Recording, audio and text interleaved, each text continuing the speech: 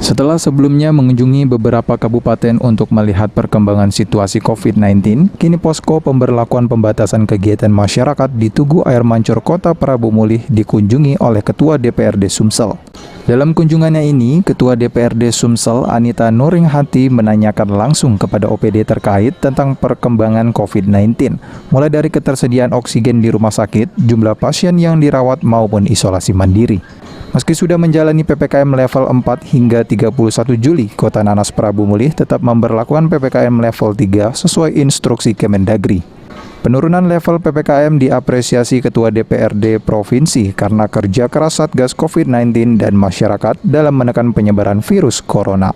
Level 3 itu kebanyakannya orange dan kuning.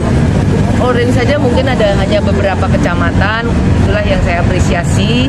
Seluruh gugus tugas baik pemerintah kabupaten, pemerintah kotanya, TNI Polri, dan seluruh masyarakatnya bersama-sama ingin bagaimana Prabu Mulih ini bisa lebih menekan dari angka peningkatan penyebaran COVID.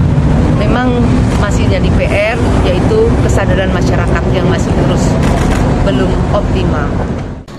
Terkait keluhan masyarakat dengan pemberlakuan PPKM yang sangat berpengaruh terhadap perekonomian, Ketua DPRD Sumsel menyampaikan kalau hal itu sebuah dilema bagi pemerintah. Di satu sisi, pemerintah bertanggung jawab menjamin kesehatan warganya, namun di sisi lain warga harus bekerja memenuhi kebutuhan sehari-hari.